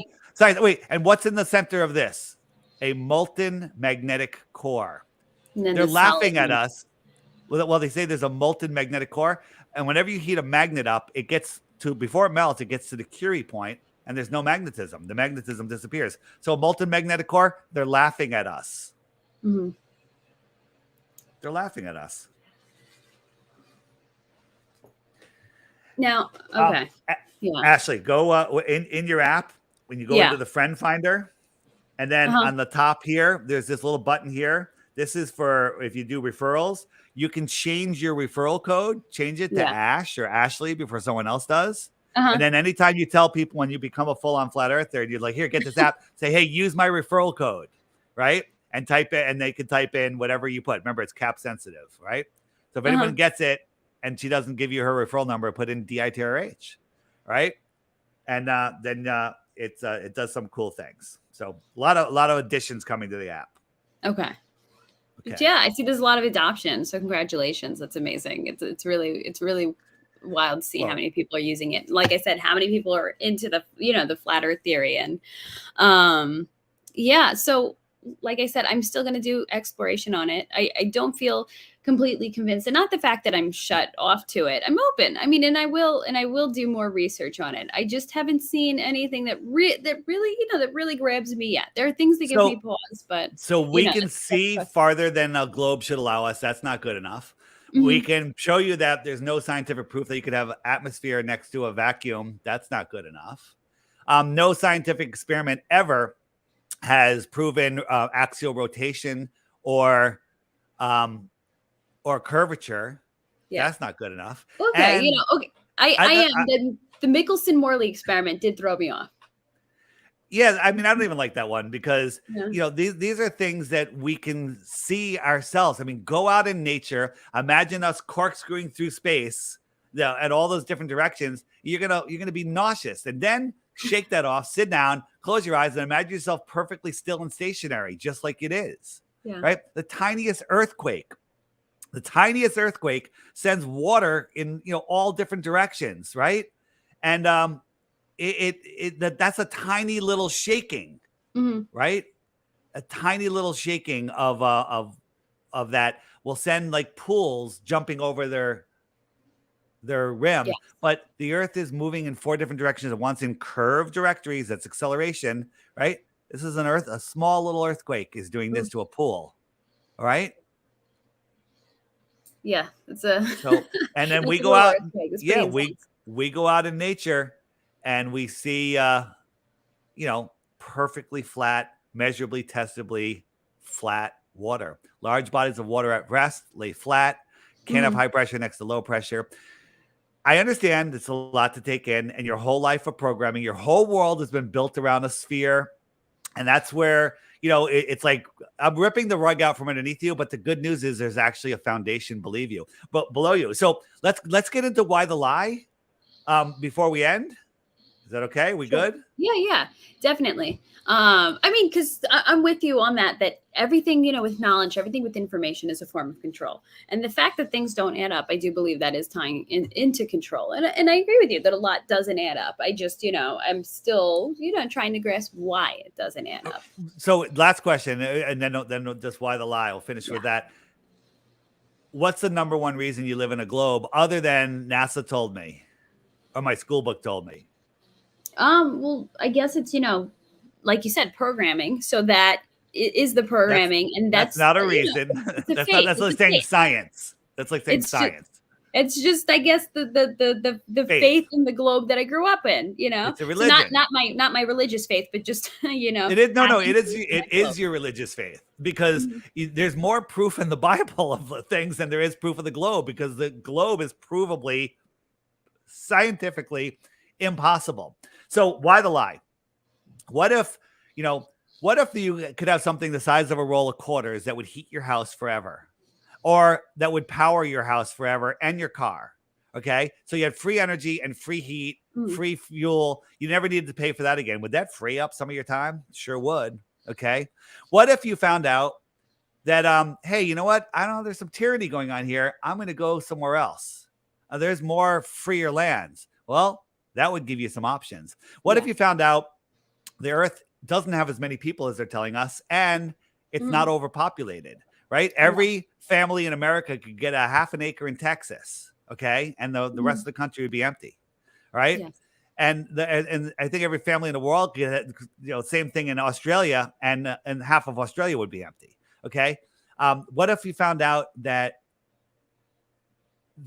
there is no shortage of water, there is no shortage of food? That's ridiculous. You put a seed in the ground, water falls from the sky, delivered by God, if you will, and food will grow out of the ground. Okay. There's a shortage on intelligence and an abundance of stupidity where people have lost their minds. If you're spinning out of control, lost in space, afraid of asteroids, afraid of nuclear bombs, afraid of shortages, afraid of overpopulation, afraid of the boogeyman thing, and you're living in fear and you are not using your potential. What if you knew that your thoughts create your reality? That you knew that you can manifest? Absolutely. Okay. Right? They don't want you to know the power of your mind. They don't want you to know that you're at the center of creation. They don't want you to know the people that are running this place, the controllers, they don't want you to know that they have no power over you other than in your own imagination. Right? We have God. They don't give us our rights. They take our rights away from us, and then they offer them back sometimes, but not really. I mean, look what they've done, with travel and everything. We have God-given rights. I get my rights from the Creator, and nobody can take them from me. And I don't listen to their nonsense, right? You work your butt off to pay for the things that should be free, because free energy exists, but they don't want you to have this technology. They take 40% of your money, and at the end of the year, they give you 2 or 3% of it back, and you're like, yes, I got 2 or 3% back. Okay, they're giving you money which is not real. It's a faith thing, because if everyone stopped believing in dollars, it's gone, right? Yeah. There's nothing backing it, and they're inflating the crap out of it. Okay, so we're playing on their monopoly board. We need to get off their monopoly board and start using our own trackable, not trackable, just real money that can't be screwed with. Okay. I'm a big fan of Hex and some other privacy cryptocurrencies. Okay. And we need to stop listening to them, right? If everyone listened to this interview tonight and everyone goes, hey, you know what? Dave's making a lot of sense. Let's just ignore the government. It's done. They're finished. They're dust. They're insignificant. We don't even know who they are, because, God, man, government has climbed on top of man, is crushing man, trying to get on top of the Creator, and take and they're trying to become the gods of our worlds, and they're not. Yeah, so why the lie? Why the lie with all the stuff going on in the world, with all the deceptions going on in the world? This is how they get away with it. If you're lost in space, spinning out of control in a distant God or godless universe, or even if you believe in God, but you're in this ridiculous system, you've lost your foundation. You're not connected to the earth. You're not appreciating the creation. There's some verses in the Bible that basically say, once you see my creation, you can no longer deny my existence. And the people that are running this world, and I use the word people liberally, do not like the creator. They hate the creator, and they do not want us in a position where we can't deny creation, right? This world is intelligently designed. The sky clock proves it. The world is just so amazing that I like when I go outside, whether I'm in the middle of a city looking at these old buildings that make no sense in our timeline, or in nature looking at these rocks that I realize were used to be trees. It's an amazing world, but they don't want us at. Here's another thing that flat earthers all have in common. Never for a split second, no matter what, are we ever bored. Ever. There's not enough time in any day. And if like we wake up at 3 o'clock in the morning, like with insomnia, we're like, yes, I got 5 hours before I have to talk to anybody, right? I can go do some research, right? Because I'm waiting on that page. I'm never bored. I'm like, how can you possibly be bored in the that's world? good. So you're on your way. You're on your way. It's like you're having this and I say women do this more than men, and it's not a sexist thing at all. Women like to build a safe family tree, a safe world around them. And when someone comes and goes, "Oh, this is all bullshit," you have to change it. They're like, I don't want to let go of that. But when you let it go, you place yourself at the center of creation on a level earth. Okay, you place yourself in a position where you are part of creation, where you are more powerful than anyone wants you to know, right? That's the reason for the lie. And that's how they got away with all this stuff since 2020 and everything else before. It's all a lie. Have you looked into Tartaria and the mud floods at all? I have. That is fascinating. Like I am, very intrigued by it, but there's so much to that. Yeah, there's tons, and there's a in the app on the web page again. We have the mud floods button. We keep adding great videos there, and if you go over to the homeschooling page, which we're building, we have our true history, which is basically this is just John Levy's stuff, and John puts out a new video, 20-30 minutes every weekend, and he just looks at the world with different eyes. And once you get into that, everything changes for you. So, what difference does it make? I still have to go to work. What difference does the shape of the earth make? That's what I said. What difference does it make? I still have to go to work. My entire life has changed. I no longer go to work. I still work. I do this. I've never worked harder in my life. But if they say, do what you love and you'll never work a day in your life. Well, I work all the time. I mean, it's insane, but I love it. And I work from my home, and, life, I built myself up, college, corporate America, left corporate America, started my own business, CEO of my own company, making more money than I ever thought. And I walked away from it all, the American dream, to do this because this matters. Wow. This matters. All right. So, Ashley, before we go, and you can, if you want to say anything else, please, no problem. Sure. Your best reason that makes you think we live on a globe. I just want one. And we didn't even get into NASA. Like, NASA's totally fake. Not a space agency. NASA, not a space agency. Oh no, I'm with you on that. I don't trust NASA. Totally I don't fake. believe NASA. I believe that there's a secret space program, that it's not NASA. The secret space program is the secret propulsion program. They use electrostatic, charges, and they use, electromagnetism, and it's the secret outer space program, where they have vehicles that can run, not on fuel. And then that's kind of right in front of our face. It's a whole nother rabbit hole. But this is the secret space program here on flat Earth, going to the other worlds here on flat Earth. Everything's here on flat Earth. Read the Iron Republic in the books section. Scroll down a little bit. Iron Republic, get that book. Mind blowing about a politician that got a ship, went to Antarctica, went through, found an opening, and then was lost at sea for a couple months, and found more land, found a city. And it was an advanced civilization that moved away from here in the 1600s. This was in the late 1800s. And he was showing all sorts of advanced technology stuff that, this was written in 1901. And, flat screens, flying cars, all of the stuff in this world here. But whether it's true or not, and it rings true to me, is they were talking about more land beyond Antarctica in the late 1800s. Okay. What's going on? They were teaching flat Earth here. And here's something. If people, we want to see a great movie, go to. It's also on my website, flatearthdave.com, but it's thenextlevel2022.com. Buy yourself a high def copy of that and watch that video. I'm in it, okay, and that's not why I'm telling you to get it. And Level 2022. The next level 2022.com. Everything's at flatearthdave.com. There's a big banner there. Okay. And get a high def copy of that and watch it on your big screen, and don't watch it while you're multitasking. Put your phone down, put your computer down, bring in the family, bring in the kids, watch this video. Okay. And then you'll be like, I need to do more research. There's more. And then you'll understand that what I'm telling you about, this is our chance. Right now, we're going into the dark ages if we don't wake up. If people don't wake up, I think we're already in dark ages. Well, we kind of are, but we have right now we're in a unique position because right now, don't know how long it'll take. People all around the world could be listening to this, right? Somebody can tweet this, and people in Japan and China and wherever, everyone could watch it, and people can learn this stuff. We have this opportunity right now, and everything can change on a dime. The only people go, well, what different? I'm only one person. I can't do anything. And the governments have power. That's in your imagination. If everyone just said no, it's over. If everyone said no, it's over at the same time. It's over. Yeah. Yeah.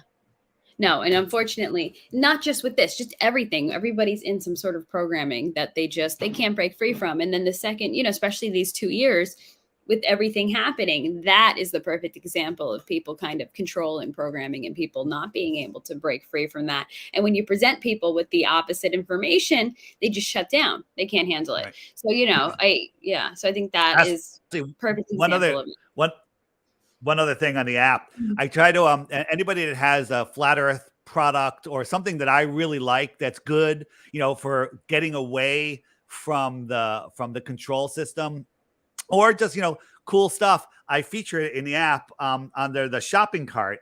And if you go to shopping cart, these are flat Earth stuff. Like I have my t-shirts, which I'm wearing one. It's hard to say. Flat Earth. They're very subtle. Okay. Yeah, very subtle. So that's in my t-shirt shop there. I've got flat Earth coffee. If you drink coffee and you want to, it's good, it's fun to put in your break room at work or just on your kitchen counter. But if we scroll down a little bit, we have hex and pulse chain information. Great playlist here. This will get you. Listen, right now the crypto market is in a bear market. We'll call that. This is the time to learn about crypto. This is the time to get all your information, because when the market turns, everyone's going to panic. Like, what do I do? How do I do it? How do we get a wallet? What is a wallet? You need to learn this stuff now, because now is when fortunes are going to be made. Exactly. So yes. So in the app, if you go to the shopping cart, and if you don't know anything about crypto, Jaron from the Jaronism has a crypto school. You can take private lessons. You can do the group class on Fridays. It's amazing and super affordable. Check that out. Learn about crypto and don't invest in it. Learn about it, but not investing in it and not knowing about it is not responsible. Yeah. Learn about it and then make up your mind. It's like people go, Earth is a globe, but I'm not going to look at the information, right? It's the same thing. That's ignorance, right? Learn about this, because this is our key to get away. We keep playing with their monopoly money, and on their spinning ball, we are prisoners for life. Oh, totally. Oh, yeah, I'm with you. Like, this is the way to break free, because finances, just like information and everything else, is probably the biggest tool of control being used right now. So can you imagine so many people breaking free out of that financial system from them? That'll be devastating. And that's why there's so much, wanting to regulate crypto. There's so much pushback about crypto, is because they're afraid. They know. Absolutely. Yeah. Actually, and also, as you become a flat earther over the next week, when you realize, okay, I'm giving up the ball, there's Flattoberfest under the meetups button, October 21st for 2 or 3 days in South Carolina. Biggest meetup conference, music festival. It's going to be amazing. Check it out. Yeah, it's if you don't have the app, just go to flatearthfestivals.com. Tons of resources. There you go. Yeah, definitely. Thank you for walking us through your app. Really, And it really is like the best place to go without censorship, it seems like. another thing for anyone that still thinks I'm crazy, if I can get out of here, what is going on here? Anyone that still thinks I'm crazy, every day on the app there's a featured video, and I say watch the featured video every day for 2 weeks. At the end of that 2 weeks, if you think you have a glow proof, first check the frequently asked questions to make sure it's not answered in there. If it's not, send the glow proof to me, and you win 3 Bitcoins. Hmm. 3 Bitcoins. What's that? Has 70 anyone grand right now? attempted? Not really. No. So, yeah, they have like Aristophanes sticks and shadows, and I was like, did you hit the Aristophanes sticks and shadows button? Okay, sticks and shadows button right here, and then you'll realize how silly that argument is. There's check it out, and then I'm going to give you my greatest flat Earth proof. You ready? Yes, tell me. There's no globe proof. Mm-hmm. That's my proof. Yeah. There's no globe proof. It's the most convincing to me. It's the one I like the best. But there is proof that we're not on a globe. So we're not on a globe. Is it flat? Yeah, appears to be. But could it be something else that we don't even understand? Sure. But it's not a globe. We can see too far. We can, every test shows we're not moving. There is no curvature. And that's that. Yeah. No, Are you exhausted? No, I understand. I understand that there isn't a lot of proof, or every piece of supposed proof about globe Earth does have an argument against it in the flat Earth theory. I'm not gonna. I don't deny that. Well, I'm just not the there flat. yet. I understand the flat Earth theory has lots of proofs. The globe Earth theory has 0 proofs. Mm-hmm. So you'll get there. Yeah, until we can go explore it ourselves. Maybe, maybe I'm being stubborn, but that would be awesome. You are, but that's okay. And you know what? Listen, anyone that just goes, oh, hey, the Earth is flat without actually looking into it at all, that's irresponsible. That's not right. Yeah. But if you don't want to wait for the challenge, you can hit the archive button right here, and then that'll give you every one from this month, and then the little pancake at the top will give you all the previous months from all the previous years. Okay. Bring food and water if you click that button. Okay. You mean it will be one of those binges where you're just like dazed? You'll be like, holy crap. Well, that's what happened to me. And there wasn't that much information when I was looking in 2014, 2015. But YouTube would feed you all of someone would upload a flat Earth video, bam, you go, hey, you want to watch this? You want to watch this? And then they change the algorithm where it's all nonsense. Yeah. But it's fascinating. It's life has never been better. Really? So you feel like you're in a, because I think it scares a lot of people if it were to be the case. Me, I'm like, okay, if I did find out, if I did come to the belief of flat Earth, then I don't think it would be jarring. It wouldn't be shocking. It would be cool. It would be something new to explore. But I think it is scary for a lot of people to, yeah, I agree, to challenge your beliefs, whether it be convincing a flat earther that the world is a globe, or convincing a globist that the Earth is flat. It's scary to have your beliefs rocked.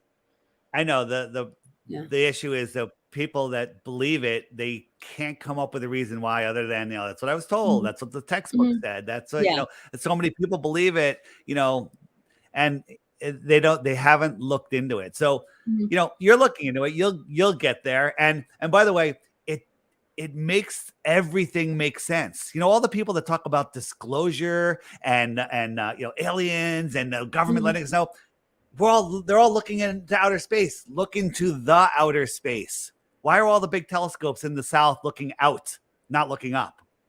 Okay. They're looking to the outer space. It all makes scientific sense here. So once you understand that disclosure is just a couple thousand miles away, not trillions and trillions and trillions and trillions of unimaginable miles through scientifically impossible space, I prove that that space, gas balls burning in a vacuum. Okay, space is impossible. Why are we talking about anything in space? Space is impossible. So then what is it if it's impossible? What is it out there? Do you think it's nobody can get above, I think it's like 73 miles. That's where If you look at the Go Fast rocket, it went up, it hit something at 73 miles. And so what's above there? Well, the Bible says it's water, right? The Bible says it's water. But for those of you that don't know what the Go Fast rocket is, this is an amateur rocket. It was launched in Arizona, and it gave us an uninterrupted camera feed sideways and down. This is the down view. Unlike NASA, watch any NASA video, edit, 7 edits before it even clears the tower sometimes, okay? Because it's a movie. This was going, and then all of a sudden it hit something, and if you could hear it, it goes kerplunk, like into water, but not quite that thick, right? But the more interesting part was that when it turned on its side, this is a little sped up. They just did it for time. When it turned on its side, all of a sudden you can see the moon. This little dot right here, that's the moon, right? Horizon's looking a little flat, right? But then if we go to timeanddate.com, when this was taken off, well, it took off right here, and the moon was over Australia, right? If this is the Earth, that rocket was a millimeter, barely, off the top of this ball, and the moon was down here. Okay. It was on the other side of the Earth. How do you see the moon? How do you see the moon? Interesting. I've never seen that footage before. But you're saying it blatantly hit something. Well, so here's the thing that happened, and there's even flat earthers out there that have gotten psyop by this. It went kerplunk into something, okay? And it went kind of viral in the flat earth world. It was like, what is this? Everyone's freaking out and all this stuff. And then a couple weeks later, all of a sudden, a video shows up on the internet that's being pushed out to everybody going, oh, it's a anti-spin mechanism where it's a yo-yo where 2 yo-yos shoot out from the rocket. And as it wraps around, they slam into the rocket and stop it from spinning. And they show literally a 15-second video of this little model that does it really roughly. And they're like, oh, that's what it is. It's so they can do scientific experiments. Bull crap. It's a made-up damage control story. Not buying it. And then there's been NASA whistleblowers. Again, the whistleblowers are unnamed, so we can't prove it. It's all hearsay. But saying that there is that it gets thicker and thicker and thicker, and then it becomes solid. But they're not allowed, even though they have the technology to go up that high, to explore it. And then if you watch some of the SpaceX videos where they're launching at night, it looks like they're skimming across water. Turn the video upside down, it looks like a boat on a lake. Okay. And so it's fascinating, but space is scientifically not possible. Vacuum next to pressure, impossible. What is it? I think it's liquid. I think it's water, but I don't know. And so the moon and whatever local celestial bodies we're seeing, they exist in the water, or are they below the firmament? Well, that's a great question. And the answer I have is go out every month for a week. The moon is in the day sky. Go out and look at the sky when the moon is up there, and the app will show you. Right now, the moon is actually right behind the sun. So in a couple of days, you'll see a moon in the sky because the sun is going to outrun the moon. And look at it. You'll see blue sky behind the moon. Okay. You'll see that that what we're seeing is here within the atmosphere. Okay. Interesting. Okay. Got it. Because I never understood what people meant by that with the firmament. Okay. So it does have the potential to be inside the firmament, that it's not existing out there. Can I show you a video? Do we have a couple minutes? Yeah. So in the eclipse button on here, we go down. This is a video that I made. And I call it the projected sun. So a couple years ago, so this is an eclipse that I filmed without wearing glasses, just looked at it. The sky was a little hazy, which made it really easy to photograph. And this is me simulating the eclipse with a backlit paper towel and something eclipsing it. So in Michigan, this guy took a picture of the eclipse. Now the eclipse is like 80-90% eclipsed. You can't see it because it's just blowing out, but this is like 80-90% eclipse. But we saw this, like, what is this light that's showing how much the eclipse is? And what is this one? Well, this is a lens flare because as we move the camera, it's moving around. But this one is locked to the sun, right? Yeah. So it's not a lens flare. So we're trying to figure out what it is. So clearly a lens flare, not a lens flare. And this is where I said, you know what? Maybe this jump forward a little bit. Maybe this is the source of the sun. And it's outside of our sky, outside of the firmament or within the firmament, however you want to word that. So I made this model.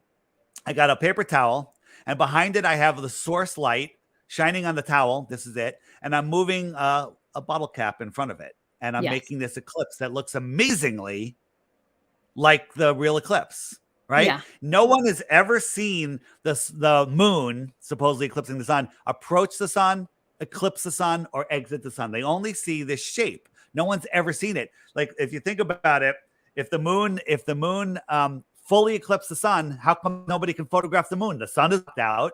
We can zoom in on the moon. We should be able to see the moon. No one's ever seen the moon, right? And it should be no one, like when the moon is going in front of the sun during a solar eclipse, when it's fully eclipsed, you should be able to see the moon, especially because from the moon's point of view, it looks at the earth. There's a full earth. Like we see a full moon. Well, the earth is shinier and 6 times bigger than the moon. It should be lighting up the moon at least 6 times the amount that the moon lights up the earth. And no one with any camera from anywhere, any space station, nothing has ever shown the moon eclipsing the sun. So let's continue here. So I redid the experiment with a thinner sky. So I used tissue paper. Here is the source light behind. I can see the projector. And here is the eclipse. Look, this is the source. This is what we see. Yeah. And compare that to the eclipse. This is the eclipse. This is the source. So it had the same effect. Yeah. Same effect. Explains many, many things. Right? Yes. Yeah. You can find lots of my videos right here. DITRH. That's my YouTube channel. Everything's linked at flatearthdave.com. So what do you think about that? Yeah, no, that's interesting. It's intriguing. And like I said, I want to do more research on it. I'm not just going to leave it alone. I'm still going to look further into it. And I will use your app as the resource for that. Right. Yeah, but I really appreciate you coming on and walking me through it, because there's a lot of information online and it could be a little overwhelming sometimes. So it's nice to be able to ask these things. What I suggest people just watch the one video a day. Just one video a day. Like when you're having your breakfast, put down the freaking newspaper, turn off the freaking television. Oh, yeah. Right? That's mind control. They steer your mind with the news. 100%. North, east, west, south, news. And what's in the news? FEAR, false evidence appearing real. It's all mind control. Yes. But this is what happens. I say, watch this video. And the good thing is, after you're done with watching this video, the next video that pops up is not a Google suggestion. It's a Flat Earth app suggestion. Yes. So people end up watching 3, 4, 5, 10 videos. And then when they get through those, they're like, I'm going to hit the archive button. And the next thing they know, it's dinner time. Okay. Yeah. Like, you get sucked in. You're warning me that I'm going to get sucked in. You're going to get sucked in, but I want you to use your mind. I want you to actually think, because you have common sense, God-given common sense, and they want you to believe complete and total nonsense. Yeah. No, and they laugh at you. Look, and got a new user. And I will use common sense. Like, I definitely am one of those people that I do question everything. I do question the narrative. I don't trust what comes out of the government or the news. So I think that naturally makes me a candidate to want to explore this, and to be open to it. Very good. Yeah. So we will see. And I will keep you updated. I'll let you know. I'll let you know how it goes. But yeah, thank you so much for taking the time to chat with me, to explain things, show me the evidence you have. I really appreciate it. I thought it was going to be an hour. So thank you so much for taking that extra time. I so appreciate it. And it was so nice meeting you and knowing that you're an OG Hexican. Anything for a fellow Hexican. I appreciate that. Is that sexist? Is there a better way to say that? Fellow. Some people get offended over Hexicans don't get offended, and neither do flat earthers. All right. Yeah. Flat earthers and Hexicans are the same. They're passionate and a little bit crazy when it comes to anybody objecting to us. We get a little crazy. Now, I want you to notice, so when we're done, I have a team of government-run shills that are going to attack in your comment section. They're going to say, Dave's a grifter. Ask him about eclipses. Ask him, how, and he's out there to rip you off, steal your $3. That's what I'm here to do. Steal your $3. The $3. Okay? Oh my God. But look at their channels. 0 content, 0 subs, and they never offer a globe proof. Never. They never offer a globe proof. So watch out for them. They're going to show up.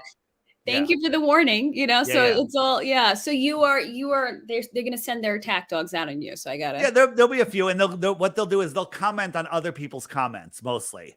And they'll be like, Dave's a scammer, the AE map has been debunked, but they'll never tell you how or why or give it a globe proof. And then you just go look at their channel if you want to take the time and look at their channel. Empty troll channels. You know what that reminds me of? That reminds me of whenever I try to post hex stuff on TikTok, I get the same exact response. Yeah, they don't want good information out there. No. So you're right. Yeah, so much crossover between the two. I'm seeing a lot of that happening, but yeah, so thank you again. It was so generous of you, and thank you everybody in the chat, and thank you to everybody who's watching the replay. It was awesome spending these 2 hours with everybody here, and you all have a wonderful weekend, and you have a great weekend, Dave. All right, thank you again. Bye. All right, bye-bye.